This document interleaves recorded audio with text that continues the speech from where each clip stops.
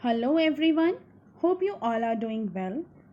आज से हमारा साइंस का नया टॉपिक स्टार्ट हो रहा है जिसमें कुछ नए टॉपिक हैं जो किसी भी क्लास के पर्पस के लिए नहीं, इनफैक्ट सारे स्टूडेंट्स के लिए बेनिफिशियल और इम्पॉर्टेंट हैं।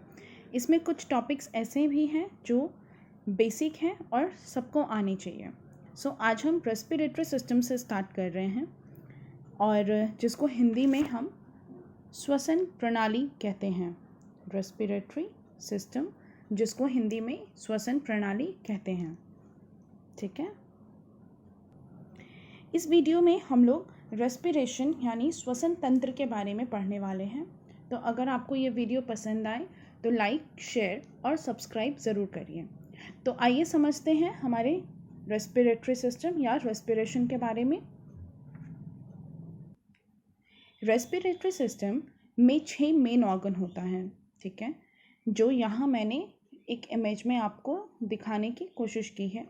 सो आप देख सकते हैं हमारा जो पहला ऑर्गन है वो है नोज़, दूसरा नेज़ल कैविटी जो यहाँ पे मेंशन है, तीसरा है हमारा ट्रैकिया, इट्स हियर, चौथा हमारा जो है वो है ब्रोंकाई और पांचवा हमारा जो है वो है लंग और हमारा छठा ऑर्गन जो है वो है डायफ्राम।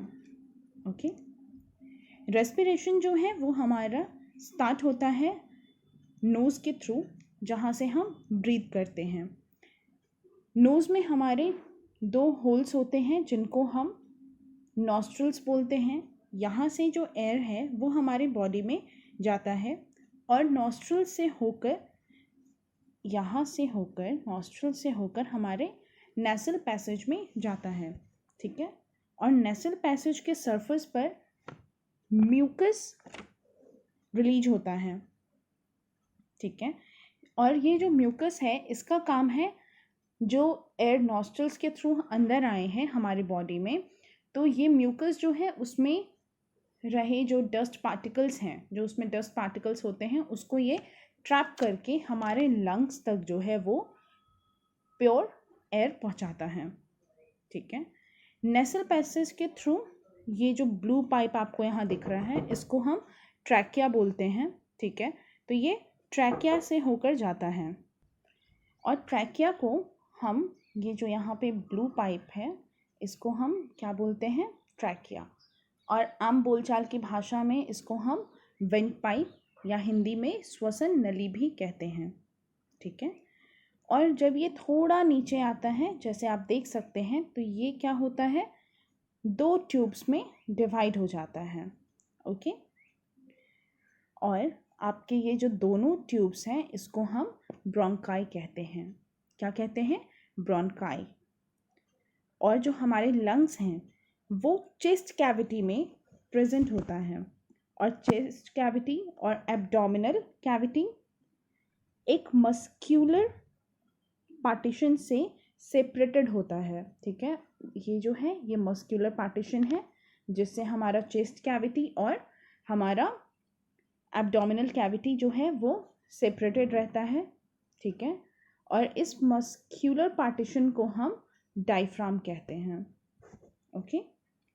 लंग्स हमारी बॉडी में रिब केज में होता है, यहाँ पे जैसे आप ये साइड में ये रेड डॉट्स देख रहे हैं, ये रिब केज के लिए ही है, जो जिसका शेप जो है वो कुछ इस तरीके का होता है और ये बोन स्ट्रक्चर होता है, मतलब हड्डी का एक ढांचा होता है।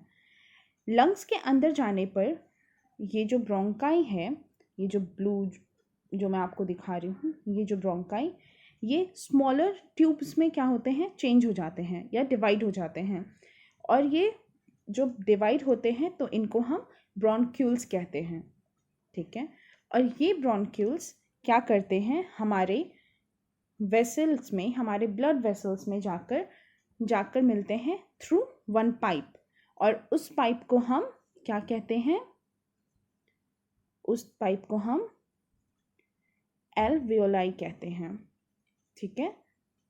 और ये एल्वियोलाई को हम गैस एक्सचेंज सेंटर भी कहते हैं, क्योंकि यहाँ पर ही हमारा जो कार्बन डाइऑक्साइड और ऑक्सीजन है वो एक दूसरे के साथ एक्सचेंज होता है।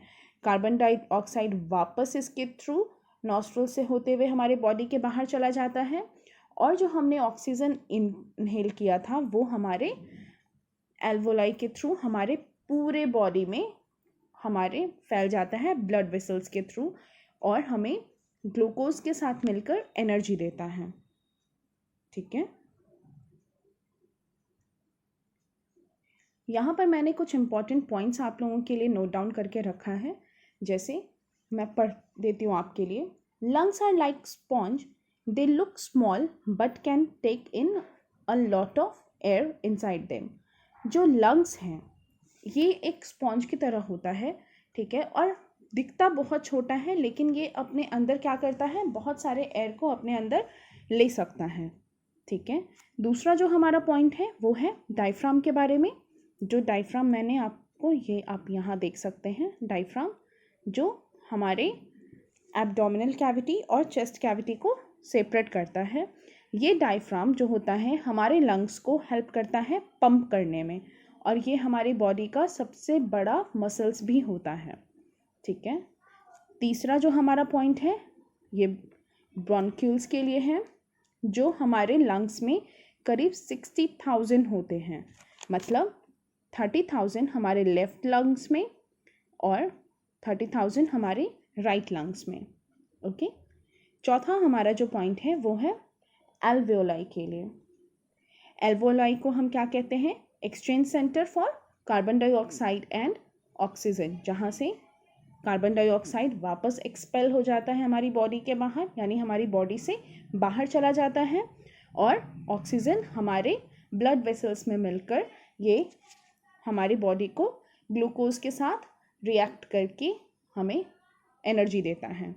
ठीक है, यहाँ पे मैंने कुछ फंक्शंस आपको बताए हैं, रेस्पिरेटरी सिस्टम के कुछ फंक्शंस हैं जो मैं यहाँ आपको बता रही हूँ। पहला जो हमारे रेस्पिरेटरी सिस्टम का फंक्शन है वो है गैस एक्सचेंज, अगेन जैसे ऑक्सीजन और कार्बन डाइऑक्साइड। ब्रीदिंग, जो एयर का मूवमेंट होता है नोज या नोस्ट्रिल्स के थ्रू। तीसरा हमारा ऑल्फैक्टरी असिस्टेंस यानी sense of smell, this one. चौथा साउंड प्रोडक्शन, और पांचवा हमारा जो फंक्शन है रेस्पिरेटरी सिस्टम का वो है protection from dust and microbes. कैसे, जो म्यूकस हमारे नेजल सरफेस पे जो म्यूकस रिलीज होता है उसके वो क्या करता है, हमारे जो एयर हमने इनहेल किया है, यानी जो एयर हमने लिया है, उस एयर में से डस्ट और माइक्रोब्स को वो ट्रैप करके हमारे लंग्स तक प्योर एयर पहुंचाता है। ठीक है, तो ये कुछ पॉइंट्स थे। आपसे मैं रिक्वेस्ट करूँगी कि आप अपने किसी भी रफ पेज पे कहीं भी ये एक रफ डायग्राम बनाइए, और आपको इसलिए मैं बोल रही हूँ क्योंकि इससे क्या होगा कि आपको हमारे रेस्पिरेटरी सिस्टम में हमारा लंग्स, हमारा डायफ्राम, माउथ, नोज़, ट्रैकिया, ये सारी चीज़ें कहाँ सिचुएटेड हैं, आप जब तक रफ आप एक डायग्राम नहीं बनाएंगे आपको समझ नहीं आएगा। तो एक रफ डायग्राम बनाइए ताकि आपको ये अच्छे से समझ में आ जाए। ठीक है, उसके बाद आप हमारे इस वीडियो को एक बार देखिए, 2 बार देखिए। अगर फिर भी आपको समझ नहीं आ रहा है तो कमेंट बॉक्स में आपका जो भी डाउट है आप वहाँ पे लिख सकते हैं, और वहाँ आपको उसका सलूशन मिल जाएगा। ठीक है, so thank you so much for today. Stay safe, stay healthy and stay aware. Thank you.